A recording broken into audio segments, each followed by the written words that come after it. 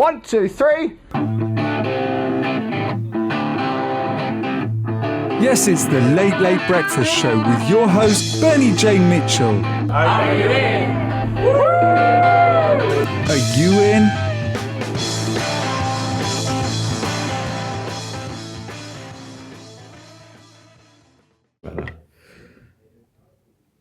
And we're back in the game. Welcome to episode 3. I think we're on episode 3 million of the Late Late Breakfast Show now. And Must be by now. I'm with Niels, who's so fucking lucky he sits next to me here at 90 Mainyard. So, what do you do, Niels? Apart from sound like Arnold Schwarzenegger. Oh God, you led with that. That's not really fair. What do I do? I would say that I run a company that develops web applications and mobile apps. That's kind of a fairly small thing, maybe part of what I do, but that's my main day-to-day job and where I make my living from at the moment. You sound like you've got a secret life as a sommelier in a 5-star restaurant or a...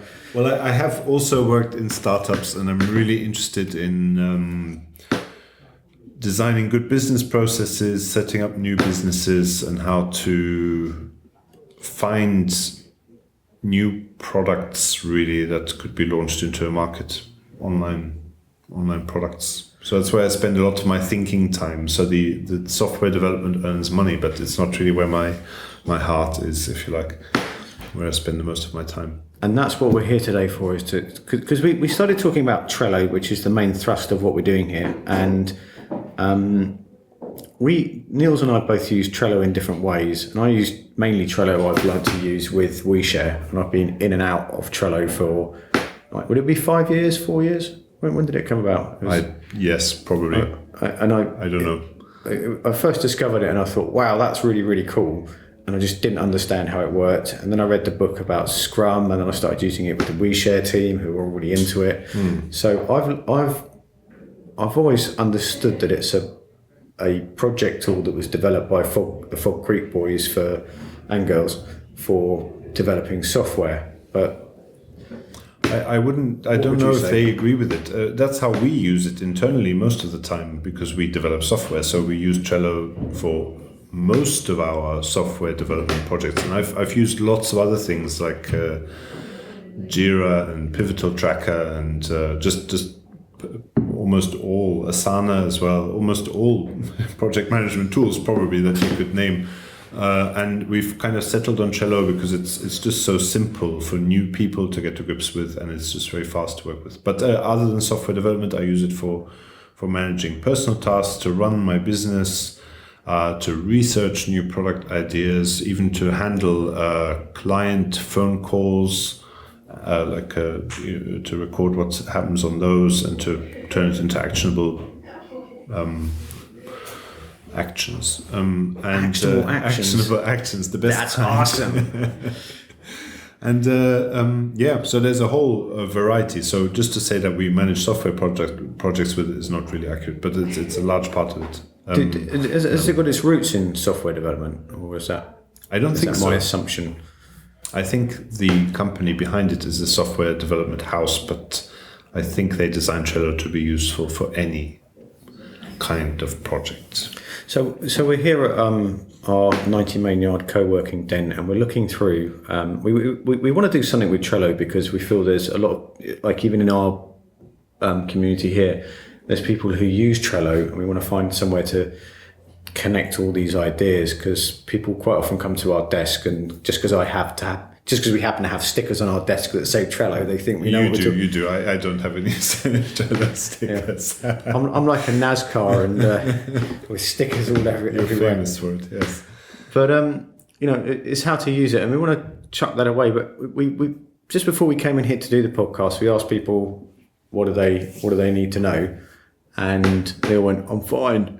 And I know they're lying, so we need to find another way to get it out of them. But we've got a.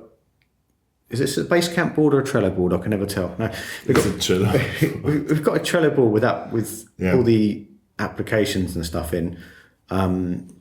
because if you use Google, there's the Google Chrome Web Store, and there's something like 25, maybe more than that, different plugins and apps and extensions you can use there.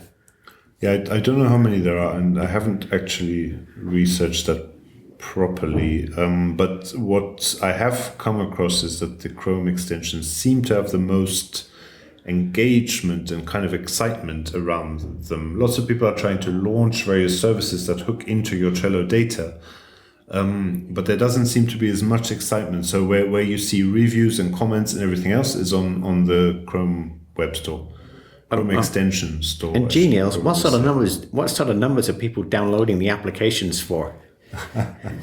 Well, again, this is kind of interesting, and I think at the moment we've got about 7 million. I say there are about 7 million Trello users.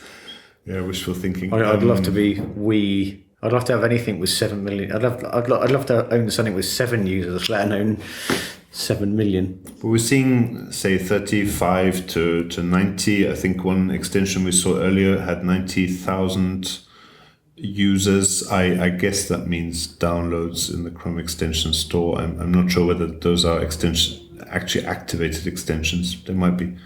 And a few hundreds of comments and ratings and reviews. So that's a fairly...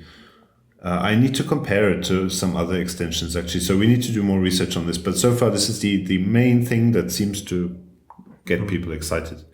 But the other thing also is that although a lot of people now say they're happy with Trello and they don't have any questions, they did want to have a bit of hand-holding at the beginning. And I do often spend time with clients and co-workers and employees, actually just guiding them through the initial use of Trello. So that there does seem to be something there as well. Although it seems to be fairly well covered by blog posts and also some official Trello videos, but there might be something in that. It's sort of an onboarding.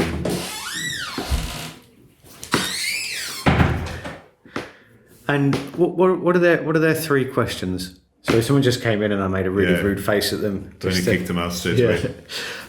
What do people need to know at the beginning? Because are they people that know how to use online tools or?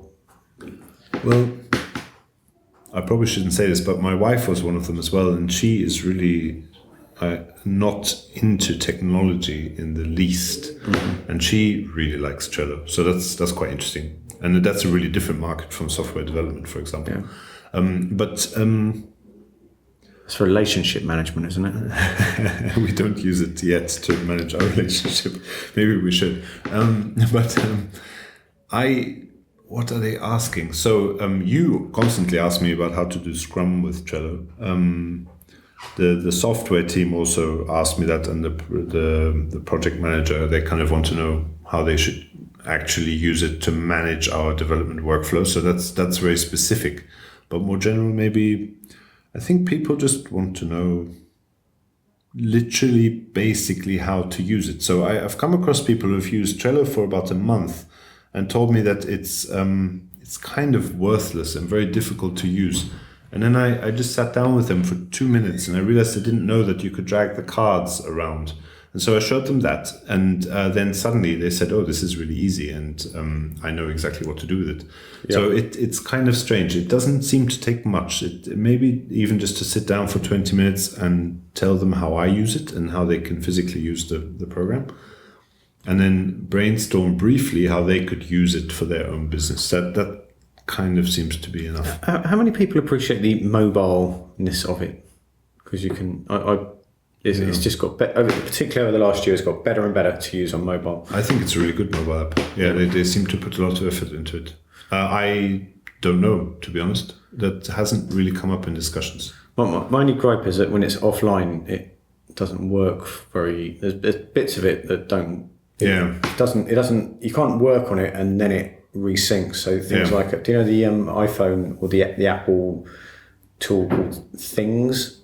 Yes, I haven't used it, but I'm aware. Of it. Like it's quite like Asana. It's more simple than Asana, but where it wins is that it syncs really, really fast. So you could be on a 17-hour plane ride and just work on things all the way along, and it's so fucking then it just amazing. kind of, When you get to the other end, it will like sync in 2 seconds, and I'm not sure Trello mobile does that. And I am sure it doesn't do that. yeah, we have boards with hundreds of cards, and they do take quite a long time to load up on the mobile app. The other thing is, if there is so much buzz around browser extensions to extend your Trello, then obviously they won't work on mobile. So that could be that could also be a bit of a stumbling block. So what is how so blah, blah, blah, blah, blah.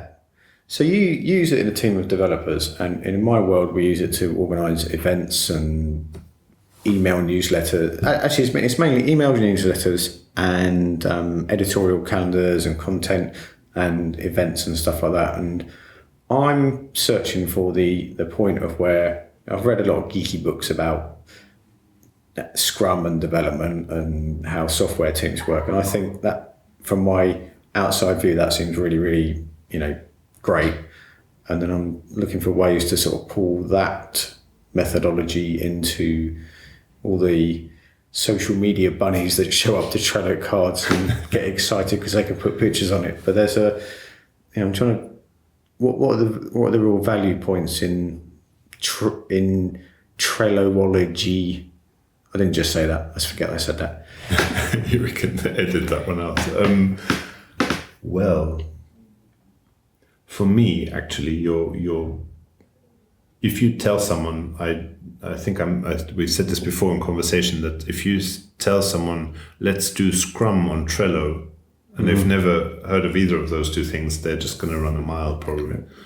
And I think also that the Scrum exists outside of Trello. So talking about Scrum and Trello together, it's two learning objects really. Look, you have to learn what Scrum is, and then you need to figure out how to apply that to Trello. So I think Trello, because it's so free form, it doesn't really just do one thing. Whereas you have Scrum software, so you can use Pivotal Tracker, or I don't know, there are loads of other tools, Jira, Agile, or whatever you want for Scrum, and they will only do Scrum. Can you just explain quickly what Scrum is, or Scrum and Agile?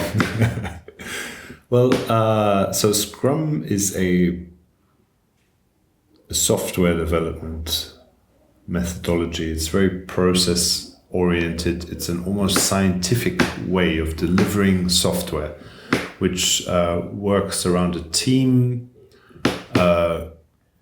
rapidly developing software. So you start with a piece of code, and then you keep adding features to it in a sort of a cycle of development. So you might do a 2-week development window, and then you release the new version. And the way that the team works is basically defined by Scrum very, very precisely. So you have a stand-up meeting every morning. You have someone who runs those meetings. The team has a certain amount of independence in choosing what they will work on next. After they've chosen those tasks for the 2-week window, that shouldn't change, and then it's released, and then the next iteration starts. So it's a way to manage software development. And a Scrum and Agile the same thing, or they kind of work hand in hand, but they don't need to. No. The short answer is no. And the sprint thing came from Scrum. Is that just a general thing? It's so those 2 week. It doesn't have to be 2 weeks, but one iteration of development is called a sprint. So that's. And as far as I understand, you say we're going to do this is all we're going to do for 2 weeks, and everything else you push to the other end, and then you have a backlog of tasks which is basically a long list of tasks that need to be done at some point in the future. Yeah. And then at the beginning of each sprint, the development team, in conjunction with product managers and whoever else, and maybe the client, also choose which tasks to work on next, and then those will be the plan is to deliver those in the next 2 weeks. And who is the other bit I find really, really interesting is because you don't have, hello, I'm a project manager. You have a product manager and a Scrum Master. Yes, How do those roles? but they're kind of it's just labels in the end. So the Scrum Master is usually a developer as well. So they do also develop, but they kind of run the stand-ups and they Scrum keep the team Master. together a little bit. So it's a bit like a project manager, but to all intents and purposes. But they code as well, usually as part of the team. Yeah. They might merge the code back into the branch. They kind of keep the team together. But the team should be independent, so they make their own decisions as to which order they work on tasks in, and so these sort of things. And the product manager is outside of that, so they kind of define the tasks in the first place. So I'm going to leap onto this middle post-it note here, because we did actually nearly plan this out. I get really upset because I go, oh, there's this great tool you should use, and they go, we just use Google Docs. Like my brother-in-law is a senior software developer in mega corporation, and I'm always trying to start conversations with him about, we use Trello, or have you seen Pivotal Tracker? And he's like, we just use Google Docs or a spreadsheet. And I get I'm surprised. I'm heartbroken. I'm not surprised they don't use Trello, but I'm surprised they use Google Docs and the spreadsheet. So, and I've met, it's probably sometimes to do with my blind enthusiasm about things, because I'll read a book and find an app and I'll be in love with it. And my evangelical stance will put people off.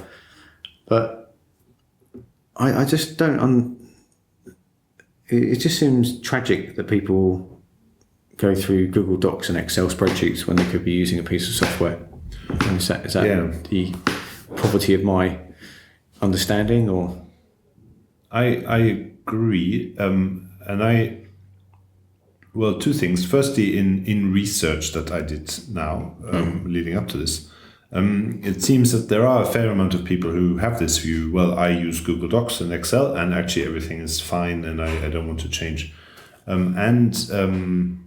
Also, one of the really popular Chrome extensions is the Export Trello.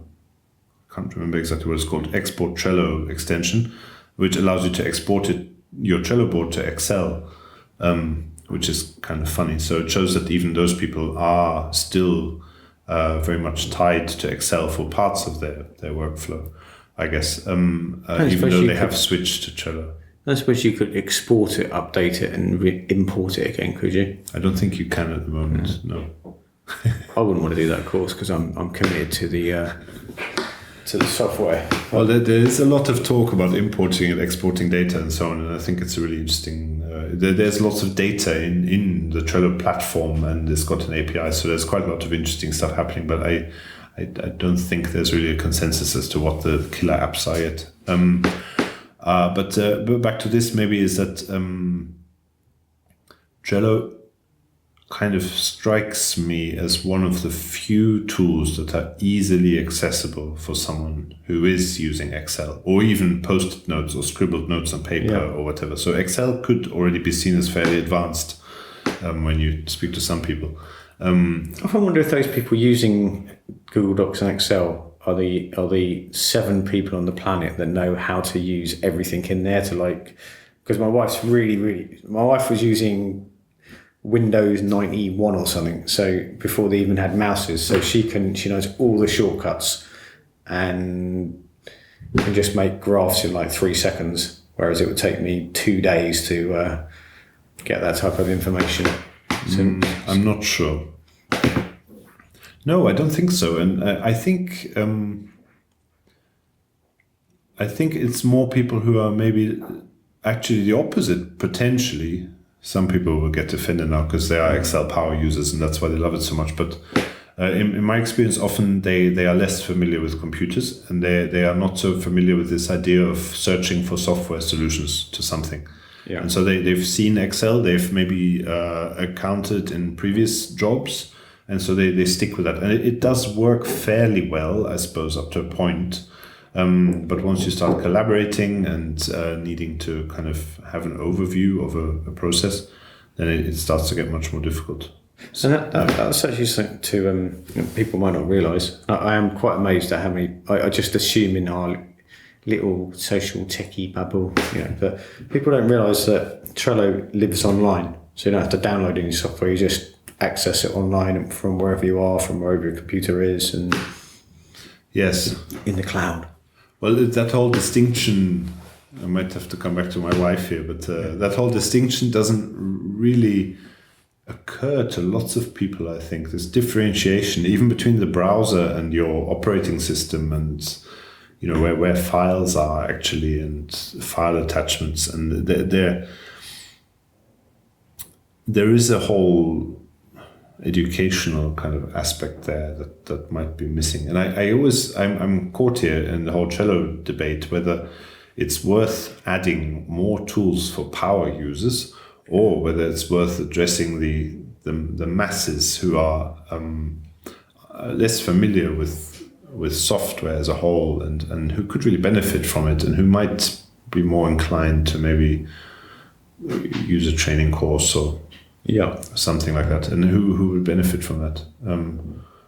And generally, in my experience, once people have been shown how to use Trello briefly, they're kind of up and running very, very quickly. And I have clients who have never really used any sort of software like that, and who did come to us with an Excel feature list, and we put them on Trello. And now one particular person springs to mind, and he has at least 20 boards now for his own Trello activities, and probably, I don't know, there must be thousands of Trello cards there. So he just jumped on it and used it and never looked back. And I see that quite a lot. So, but this initial hurdle is still there, and so that might be an interesting area to address.